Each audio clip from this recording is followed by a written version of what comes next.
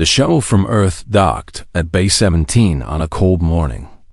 The Galactic Academy of Unified Sciences was the most famous school in the known universe. It sat on a small moon called Volantos, and its tall crystal towers had welcomed students from every corner of space for 3,000 years. Claire Bishop stepped off the shuttle with a single bag over her shoulder. She was 23 years old, with dark hair tied back and calm brown eyes. She looked around at the massive building in front of her and took a deep breath. She was the first human to ever study here. Humanity had only learned to travel faster than light 12 years ago. To the other species in the galaxy, humans were like babies who had just learned to walk. They were curious about Earth, but they did not think humans had much to offer until an old alien named Goreth Val came to meet her. He was a Cathari, which meant he had 4 arms and silver scales covering his body. His scales had turned dull with age, and he looked at Claire with very little interest. "You are the human student," he said. His voice came through a small device that turned his words into English. "Welcome to the Academy." "Thank you for having me," Claire said. "I must be honest with you," Goreth said as he led her through the main hall. "Most humans we have met have struggled to fit in here. Your species cannot read minds like the Selim. You cannot connect to machines like the Voruan. You do not have 4 hands like the Cathari. And you only live for about 80 years, while some of our students have been alive for centuries." Claire nodded. "I understand. I will do my best." Gareth looked at her with his secondary eyes, which sat below his main ones. It was a look of pity. He gave her a room in the oldest part of the academy, where the walls were plain and the technology was simple. Then he handed her a tablet with her class schedule and walked away. That night, Claire sat alone in the dining hall. The food machine had tried to make something like human food, but it came out as gray paste. She ate it anyway without complaining. At the next table, a group of Voruan students were talking. The Voruan were made of living crystal. They had no faces, but light moved inside their bodies when they thought or spoke. Their voices sounded like small bells ringing. One of them noticed Claire watching. Its name was Tethkar, and it was younger than the others. "Human," Tethkar said. "Is it true that your species still uses books and writing?" "Yes," Claire said. "We do." The Voruan made a sound like laughing. "How strange. We stopped using writing 9,000 years ago. We keep all our knowledge inside our crystal bodies and can reach it instantly." "That sounds amazing," Claire said. She was not being sarcastic. She really meant it. "What is it like to have all that information available at once?" Tethkar seemed surprised by the question. "It is normal for us. We do not know any other way." Claire smiled. "That is one of the things I want to learn about here. How different species think and understand things." The Voruan studied her for a moment. "You are strange, human. Most new students try to show off how great their species is. You ask questions instead." "I have a lot to learn," Claire said simply.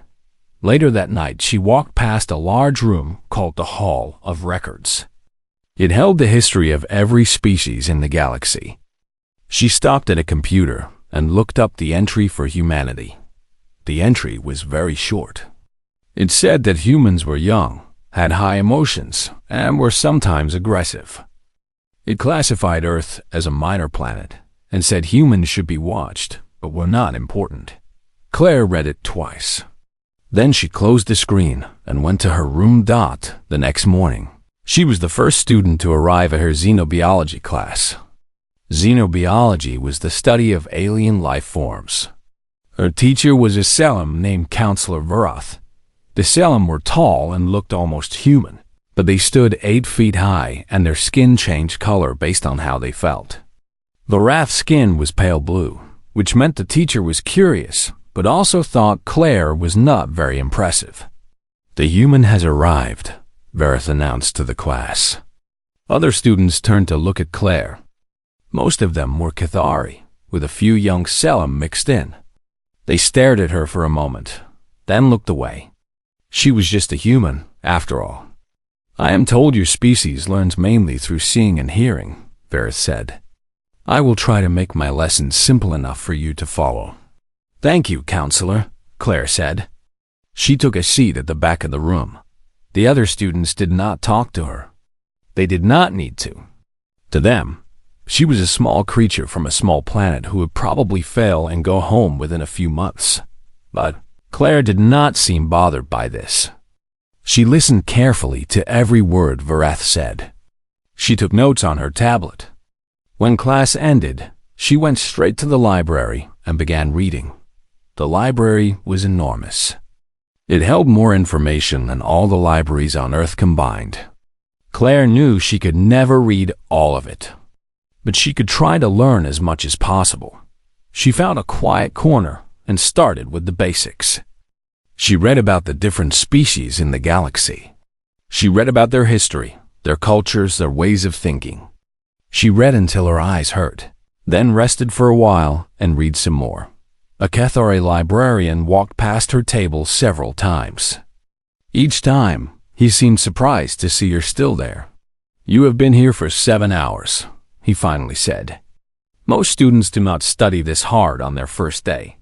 I have a lot of catching up to do, Claire said. The librarian's scales shifted to a lighter shade, which meant he was slightly impressed. Well, good luck, human. You will need it. Claire thanked him and went back to her reading. Outside the library windows, the stars shone in the black sky. Somewhere among them was Earth, small and blue and very far away. Claire thought about her home, about the people who had believed in her enough to send her here. She would not let them down. She would not let herself down. She did not know that in the months to come, she would change everything the galaxy thought it knew about humanity. She did not know that the Academy's oldest teachers would one day look at her with something close to wonder. All she knew was that she was here, and she had work to do. So she turned the page and kept reading. 3 weeks passed at the Academy. Claire went to every class and finished every assignment on time. She spent her evenings in the library, reading books that her translator device sometimes struggled to explain properly. Her grades were average. Not bad, but not special either. Administrator Gorath made a note in her file saying she was doing better than expected, but he still thought she would probably leave before the year ended. One morning, Counselor Vareth made an announcement in xenobiology class. We will have a practical examination, the Selim said. Vareth's skin was a calm green, which meant the teacher was in a neutral mood. You will receive genetic samples from an unknown creature found on a newly discovered planet. You must study the samples and write a report about the creature. You will explain what it looks like, how it evolved, and whether it might be intelligent. You have 72 hours. The Varuan students finished their work in 6 hours. Their crystal minds could process information faster than any computer. They compared the genetic data against millions of records in seconds and wrote their reports with perfect accuracy. The Cathari students finished in 20 hours. Their 4 hands worked together smoothly as they ran tests and recorded results. The Selim students used their ability to sense things others could not. They felt patterns in the data that helped them understand the creature better. They finished in 30 hours. Claire asked for a private laboratory and began her work. For the first 40 hours, she did what any student would do. She ran standard tests on the genetic samples. She documented everything she found. Her techniques were basic compared to the other species.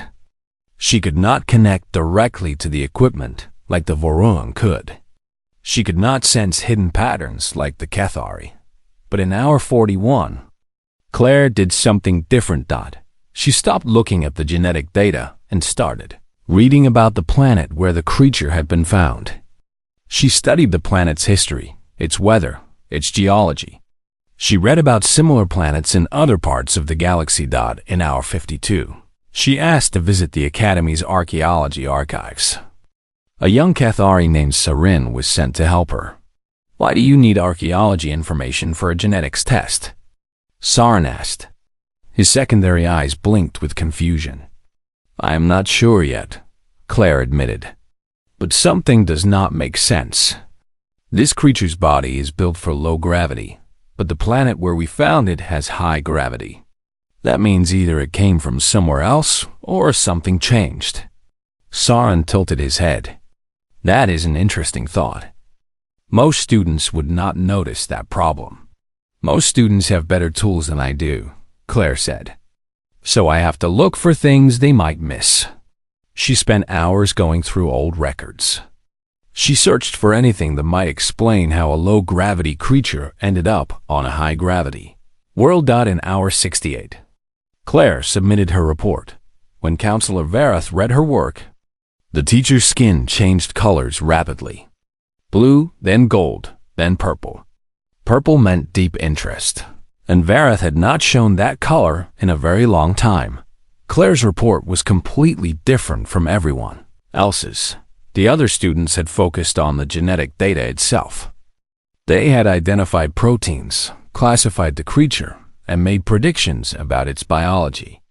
All of this was correct and well done. But Claire had discovered something bigger. The creature was not native to the planet where it had been found.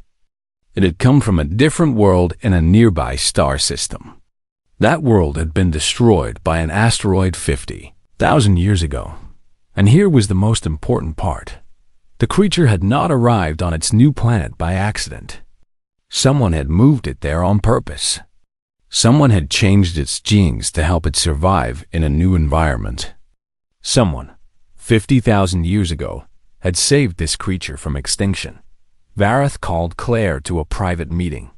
This cannot be correct, the Selim said.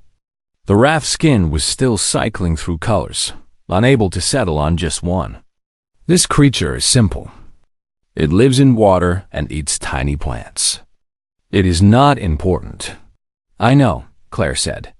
But someone thought it was important enough to save. The changes in its genes are not random accidents. They were made on purpose by someone who wanted this creature to survive. Vareth stared at her. You are saying that there was an unknown species, 50,000 years ago, that had space travel and cared enough about simple creatures to rescue them from dying planets. I am just reporting what I found in the data, Claire said carefully. The ancient Selim was quiet for a long moment. How did you think of this? None of my other students, some of whom have been studying for longer than your species has existed, thought to look at the problem this way. Claire considered her answer. On Earth, we have an expression. We call it thinking outside the box. It means finding solutions that other people do not expect. I think humans learn to do this because we do not have the natural abilities that other species have. We cannot calculate like the Varun, or sense things like the Cathari, or live for centuries like the Selim. So we learn to think differently instead. The raft's skin finally settled on deep gold. Claire had never seen that color before. This is the first new idea I have heard in 300 years of teaching, Vareth said quietly. I will be sending your findings to the Research Council for further study. News of Claire's work spread through the academy. Most students thought she had just been lucky, a random guess that happened to be right. But a few started paying more attention to the quiet human who spent all her time in the library. One of them was Tethkar, the young Varuan who had questioned her about writing on her first day. The crystal being found Claire in the dining hall. I owe you an apology, Tethkar said. I did not think much of you before. I was wrong. You are not the first to underestimate me, Claire said with a small smile. Probably will not be the last. How do you do it? Tethkar asked. How do you see things that our superior processing power misses? Claire thought about this. When you look at data, you see everything at once, right? Every number, every connection, all perfectly organized. Yes, it is very efficient. It is, Claire agreed. But maybe it is so efficient that you do not need to wonder. You do not need to ask what if because you can already calculate the answer. Humans cannot do that. We have to imagine possibilities, try different approaches, make mistakes, and learn from them. It is slower and messier, but sometimes it takes us to places that pure calculation would not. Tefkar's internal lights flickered in a pattern Claire did not recognize. This is a strange idea. You are saying that being limited can sometimes be helpful. Sometimes, Claire said. Not always, but sometimes. The Varoon was silent for a while, thinking. Finally, its light settled into a steady glow. I would like to study with you, Tefkar said. If you would allow it. Claire nodded. I would like that too. Maybe we can learn from each other. Sarn, the young Kethari who had helped her in the archives, soon joined their study group as well. The three of them made an unlikely team, a human, a Varuan, and a Kethari, each bringing something different to their work. Claire still did not have the highest grades in her class. She still could not match the raw abilities of the other species. But she had proven something important. She had shown that there was more than one way to solve a problem. And sometimes, the person with the fewest advantages could see things that everyone else had missed. The semester continued. And Claire kept studying, kept learning, kept asking questions that nobody else thought to ask. She did not know that someone was watching her progress with great interest. She did not know that her unusual way of thinking had caught the attention of beings far older and more powerful than any teacher at the academy. All she knew was that she had passed her first real test, and she was just getting started. By the end of her first year, Claire Bishop had become well known at the academy. She was no longer treated as a joke or a curiosity. Students and teachers alike had learned to respect her unusual way of solving problems. She still was not the best student. The Varuan were faster at calculations. The Kethari were more precise in their laboratory work. The Selim had centuries more experience. But Claire had something different. She could find answers that others missed because she looked at problems from angles they never considered. Her study group had grown stronger too. Tefkar brought incredible computing power.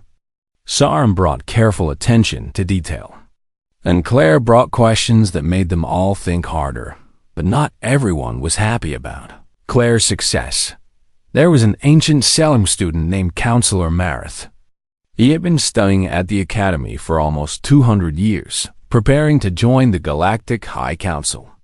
Marith believed the academy was meant only for the greatest minds in the galaxy. To him, having a human student there was an insult. The human does not belong here, Marith said at a meeting of senior students. His skin was dark red, showing his anger. Our presence sends a message that our standards have fallen. We are admitting primitives to our most important school. Our grades are acceptable, said Counselor Vareth, who had been invited to watch the meeting. And her discovery last semester was significant. One lucky guess does not prove anything, Marith replied. I propose a formal challenge. Let the human take the trial of synthesis. If she fails, which she will, she must leave the academy. The trial of synthesis was the hardest test at the academy. It required students to solve complex problems by combining knowledge from many different subjects at once. It was designed for students who had been studying for decades, not for a human who had been there for only 1 year. Varath's skin turned gray with worry. That test is not fair for a first-year student. If she is as special as some people claim, she should welcome the chance to prove it, Marith said. And if she refuses, that tells us everything we need to know about human courage. News of the challenge reached Claire within hours. Sarn found her in the library, his scales pale with fear. You cannot accept this, Sarn said. Marith has been preparing for this test for 150 years. You have been here for 11 months. He wants to embarrass you. I know, Claire said quietly. Then you will say no? Claire was silent for a moment, looking at the book in front of her. It was a history of the first meeting between the Varuan and the Selim, thousands of years ago. No, she said finally. I cannot refuse. Why not? Sarin asked, his secondary eyes wide. There is no shame in refusing an unfair fight, because this is not just about me, Claire explained. I am the first human here. If I refuse, every human who comes after me will be called a coward. If I accept and lose, at least I tried. And maybe I will not lose. How can you possibly win? Sarin asked. You do not have any of the advantages that other students have. Claire smiled, but there was sadness in it. I have one advantage.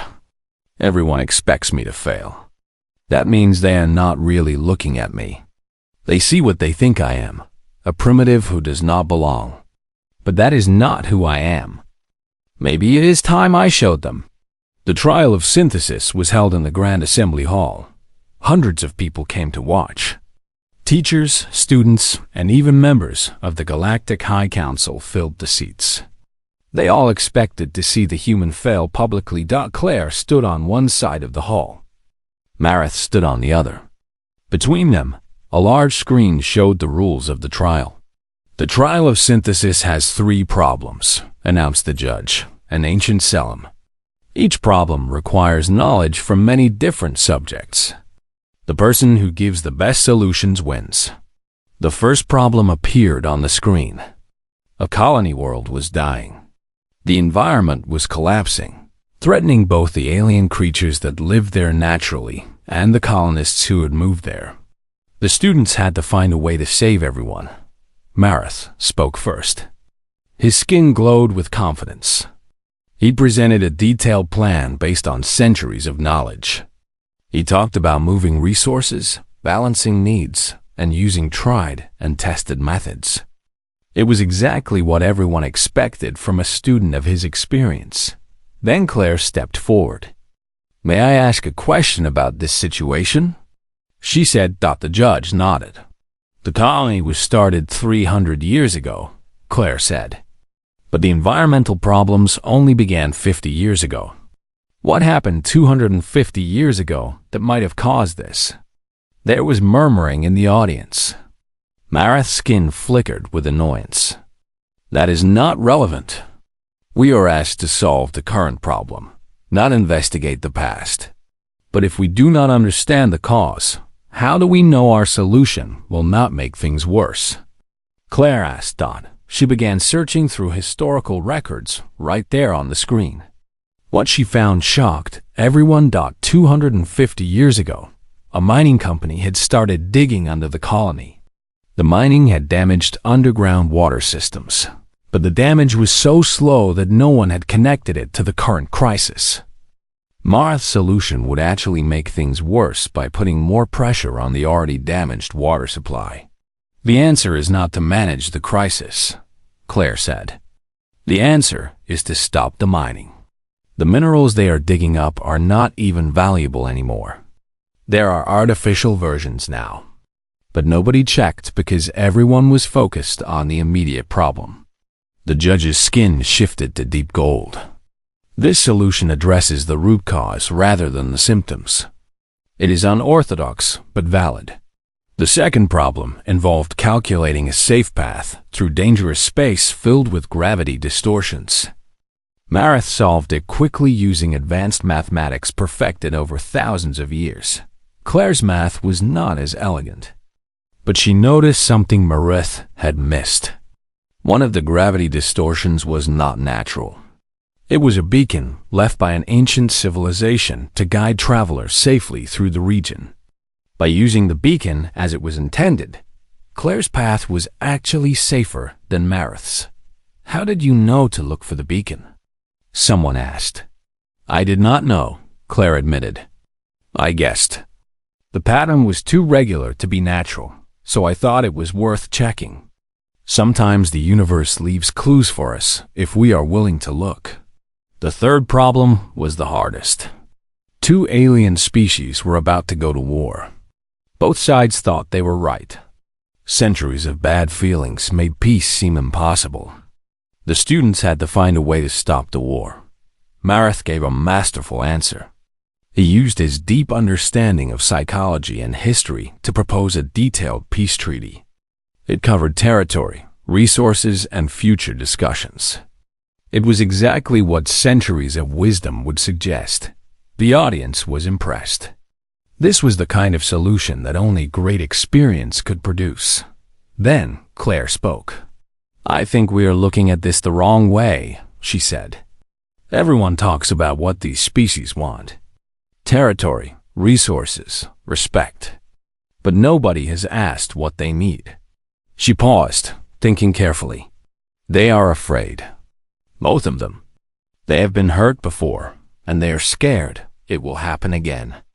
All the treaties in the galaxy will not help if that fear is still there. What do you suggest?" The judge asked. "Exchange programs," Claire said. "Not diplomats or politicians. Ordinary people. Students, artists, workers.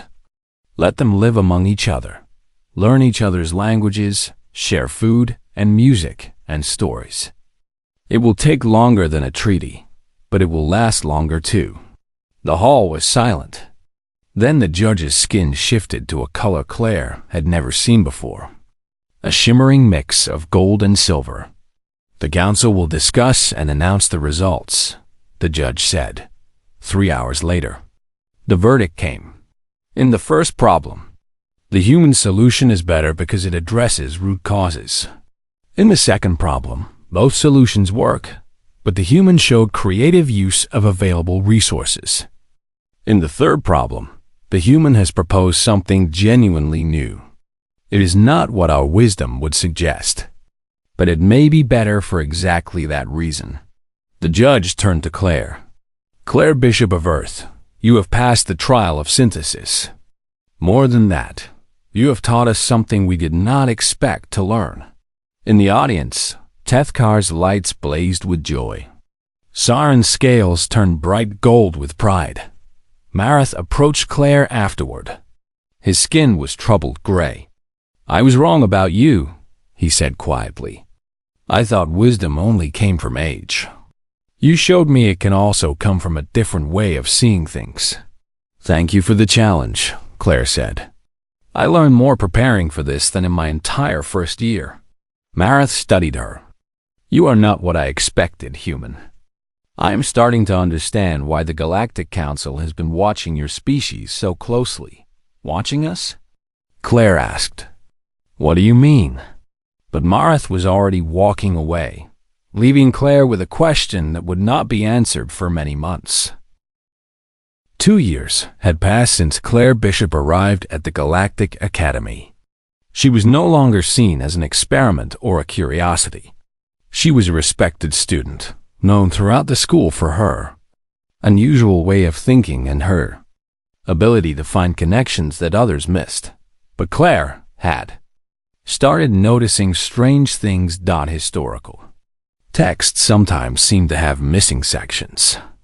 Conversations would stop suddenly when she walked into a room, and she often felt like someone was watching her, not in a threatening way, but with great interest that the mystery deepened during a research project about extinct civilizations. Claire was studying a species called the Architects. They had disappeared from the galaxy about 100,000 years ago. They had been legendary builders, able to create structures that seemed to break the laws of physics. Their ruins were still found on many worlds, still studied by scientists who could not understand how they worked. While looking at data about an architect ruin, Claire noticed something odd. The ruins showed signs of being destroyed on purpose, but the damage pattern did not match any known weapon. Even stranger, there were traces of genetic material in the ruins that did not match any species in the galactic database. She brought her findings to Counselor Vareth. The ancient Selim looked at her data for a long time. Varath's skin changed colors rapidly, too fast for Claire to read. Finally, the counselor spoke. "I think it is time you learned the truth, Claire Bishop. But I must warn you, What you are about to hear will change everything you think you know. Verith led Claire to a part of the academy she had never seen before. It was a restricted archive that needed special permission to enter. Inside, holographic screens showed information that made Claire's heart beat faster. Humanity, Verith said, is not what you think it is. The truth was almost too big to understand. 100,000 years ago, the galaxy was ruled by a single species called the Architects. They were more advanced than any civilization that exists today. They had conquered death itself. They had mastered time. They had begun to explore the very nature of thought and consciousness. But in their quest for perfection, they made a terrible mistake. They became so focused on being perfect, on being efficient, on improving themselves endlessly, that they lost something important. They lost the ability to create anything new. The Architects discovered too late that true creativity requires imperfection. New ideas come from mistakes, from random thoughts, from the kind of messy thinking that their perfect minds could no longer produce. They had become so advanced that they could no longer grow, so they made a decision. In their final act, the Architects did something no species had ever done before. They created a new species. They designed it specifically to be imperfect. A species that would struggle and fail and learn and grow. A species whose limitations would force it to think in ways that perfect beings could not. They created humanity. The genetic changes we found in that creature during your first year, Verith said. The deliberate saving of species from dying planets. The Architects left many such projects behind. But humanity was their greatest work. A species designed to do what they could not. To create new things. To surprise. To find new paths when all the old paths had been used up. Claire sat in silence, trying to understand what she had just heard. Why did no one tell me this before? She finally asked. Because we were not certain, Verith said. The evidence suggested it, but we could not prove it. And we were worried about how humans would react.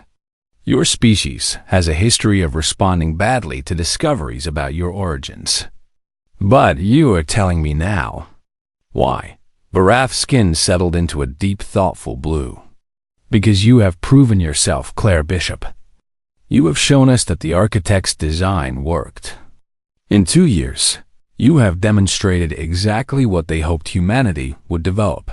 Creativity, adaptability, the ability to find unexpected answers.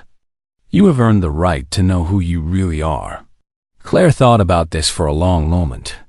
Does this mean humanity's future is already decided? That we are just following a plan the Architects made 100,000 years ago? No, Verith said firmly. The Architects gave humanity potential, not destiny. What you do with that potential is your choice. But it does mean you are not the minor species the galaxy has assumed. You are the inheritors of the Architect's legacy, perhaps the most important species to emerge in 100,000 years. What happened to the Architects? Claire asked. Why did they disappear? Verith's skin turned troubled gray. That is a question we have been asking for thousands of years. They left no explanation. Some believe they chose to end their existence after completing their final project. Others believe they changed into something beyond our understanding. And some believe they are still out there somewhere, watching to see what their creation will become. Claire felt the weight of this knowledge settling onto her shoulders. She thought about everyone on Earth who had no idea about any of this. She thought about her parents, her friends, her teachers back home. None of them knew they were part of something so much bigger than themselves. How many people know about this? She asked. Very few, Verith said. The Galactic Council has kept this information restricted for thousands of years. They feared what might happen if it became widely known. Some species might see humanity as a threat. Others might try to worship or destroy you. The Council decided it was safer to let humanity develop naturally, without knowing the truth, but you decided to tell me. Because you showed us something we had forgotten, Vareth said. You reminded us why the architects created humanity in the first place. Not to be perfect, not to be the most powerful, but to think in ways that the rest of us cannot. To see possibilities where we see only limitations. Claire stood and walked to the window. Outside, the stars shone against the black sky. Somewhere out there was Earth, a small blue world that she now understood differently. What am I supposed to do with this knowledge? She asked. That is for you to decide, Vareth said. The architects gave humanity free will. They did not program a specific purpose into your species. They simply created beings capable of endless growth and creativity, then stepped back to see what would happen. And what has happened? Claire asked. In the 100,000 years since they left, what has humanity accomplished? Vareth's skin showed a mix of colors Claire could not identify. You developed civilization independently. You reached for the stars without any help from us. And now, in just 2 years at this academy, you have made discoveries and proposed solutions that species millions of years old had never considered. The architects would be proud. Claire turned back to face the ancient Selim. You said some people believe the architects are still watching. Do you believe that? Vareth was quiet for a moment. I believe that the universe is far stranger and more wonderful than any of us understand. I believe that the architects were wise beyond our comprehension. And I believe that whatever happened to them, their greatest work lives on in you and every other human. Claire nodded slowly. She had come to the academy as a student, hoping to learn about the universe. Now she had learned that she was part of something far bigger than she had ever imagined. The question was what to do next. I need time to think about this, she said. Take all the time you need. Vareth replied. But know this, Claire Bishop. You are not alone. There are others who know the truth, and we have been waiting a very long time for humanity to take its place among the stars. Whatever you decide, whatever path you choose, we will support you. Claire left the restricted archive and walked back to her room. The academy's halls seemed different now. The students she passed, the teachers she greeted, all of them were part of a galaxy that had been shaped by beings far older and wiser than anyone alive today. And humanity. Her people were the architect's final gift to that galaxy. She did not sleep that night. She sat by her window, watching the stars, thinking about everything she had learned. By morning, she had made her decision. It was time to show the galaxy what humanity could really do. The news about humanity's true origin spread quickly through the galaxy. Within weeks, representatives from every major species arrived at the academy. They wanted to see the research for themselves. They wanted to understand what it meant. The reactions were mixed. Some species were fascinated. They wanted to learn from humanity's unique way of thinking. They saw humans as potential partners who could help solve problems that had puzzled the galaxy for centuries. Other species were frightened. They worried that a species created by the architects might eventually become more powerful than everyone else. They wanted to limit humanity's growth, to keep them contained on Earth and a few nearby worlds. A few species were hostile. They argued that humanity was dangerous and should be stopped before they could become a threat. Claire found herself at the center of it all. She was not just a student anymore. She was the bridge between humanity and the rest of the galaxy. She was proof that the architect's design had succeeded. But she was also still Claire Bishop, a young woman from Earth who had come to the academy hoping to learn. And she knew that the real test was only beginning. What do we do now? Tethkar asked during one of their study sessions. The Varuan's lights were pulsing with uncertainty. Everything we thought we knew about the galaxy has changed. We do what we have always done, Claire said. We learn. We grow. We try to understand each other better. That is the whole point, is it not? The architects created humanity because they needed something new in the universe. Now we have the chance to provide it. But you are so young, Sauron said. The Kethari scales were troubled. Your species has only been traveling between stars for a few years. How can you possibly be ready for this responsibility? Claire smiled. We are not ready, she admitted. But being ready is not really the point. The point is to keep trying, keep learning, keep asking questions. The architects could not do that anymore. They had become too perfect to grow. Humanity's imperfection is our greatest strength. She looked at her friends, the crystal Varroan and the four-armed Kethari. Through them, she saw all the species of the galaxy who were watching to see what humanity would do next. We are not here to replace anyone, Claire said.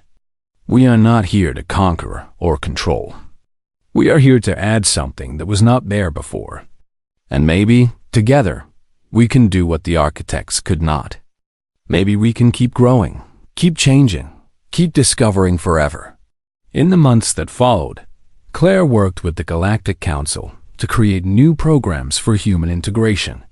She pushed for exchange programs like the one she had proposed during the trial of synthesis. Not just between warring species, but between all species. Let everyone learn from each other's perspectives. She returned to Earth for a brief visit to share what she had learned with the Interstellar Research Council. The news about humanity's origin was shared carefully, in small steps to avoid panic. But Claire found that most humans responded not with fear or pride, but with a quiet sense of purpose. We have a reason, the council's leader said after Claire's presentation. Not a destiny, you are right about that, but a reason. An explanation for why we are the way we are. That means something. It means we have a responsibility, Claire said. The architects created us because they believed we could do something they could not. We owe it to them and to ourselves to prove them right. When Claire returned to the academy for her third year, everything had changed. Human students were no longer rare. Dozens had been accepted, each bringing their own unique way of looking at problems. But it was not just humans who were changing. The other species were changing too. Varroan students were learning to accept uncertainty, to make guesses when they did not have enough data. Kethari researchers were experimenting with creative problem-solving, trying approaches that logic alone would never suggest. Even the ancient Selim were questioning beliefs they had held for thousands of years. Claire stood on the observation deck of the academy one evening, looking out at the stars. Tethkar stood beside her, the Varroan's lights glowing softly in the darkness. I have been thinking, Tethkar said, about what you told me when we first met, about how humans learned to think differently because you did not have our advantages. What about it? Claire asked. I used to think that was a weakness, Tethkar said. Now I understand it was always a strength. The architects knew that. They designed you that way on purpose. Claire nodded. Maybe. Or maybe they just gave us the potential, and we developed the strength ourselves. I am not sure it matters which. What matters is what we do with it. And what will you do? Tethkar asked. Claire considered the question. Out there, among the countless stars, were worlds she had never seen, problems she had never imagined, possibilities that no one had ever explored. The galaxy was ancient and vast and full of wonders, and somewhere perhaps the architects were still watching. Or perhaps they had truly moved on, leaving behind only their final creation and the hope that it would succeed where they had failed. I am going to keep learning, Claire said finally. Keep asking questions. Keep looking for answers that other people miss. That is what I came here to do, and that is what I will keep doing. She turned to face her friend. Will you help me? Tethkar's light shifted to a warm golden glow. I was hoping you would ask. Yes, Claire, Bishop of Earth, I will help you." In the days that followed, Claire began planning her next steps. She would finish her studies at the academy, then work to build bridges between humanity and the other species of the galaxy. She would teach humans about the legacy they had inherited, and she would teach other species about the gifts that humans could offer. It would not be easy. There would be those who feared humanity, who wanted to stop their growth, who saw them as threats rather than partners. There would be challenges and setbacks and moments when everything seemed impossible. But Claire was not worried. She had already proven what humans could accomplish when they refused to accept the limitations others placed on them. She had shown that weakness could become strength, that imperfection could become advantage, that the fresh face who arrived at the galaxy's premiere academy could change everything people thought they knew. And she was just one human. Imagine what all of humanity could do when they finally understood who they really were. As Claire walked back into the academy that night, she felt something she had not felt since her first day there. She felt hope. Not just for herself, not just for humanity, but for the entire galaxy. The architects had created humanity because they believed the universe needed something new. They had looked at their own limitations and decided to create beings who could grow beyond them. Now, it was time to prove them right. Claire Bishop had arrived at the Galactic Academy of Unified Sciences as a fresh face, unknown and underestimated. Now the galaxy knew what she really was. She was the beginning of something new, and she was ready. The stars shone overhead, countless points of light against the endless dark. Each one was a sun. Each sun might have worlds. Each world might have life. And all of it, every bit of it, was waiting to be discovered, understood, and appreciated. Claire smiled and walked through the academy's doors. Tomorrow, she would start again.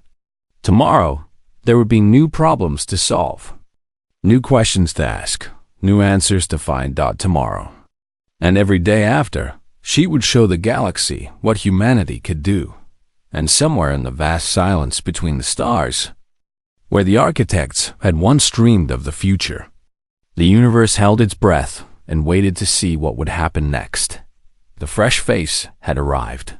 Now, everyone knew what she really was, and this was only the beginning.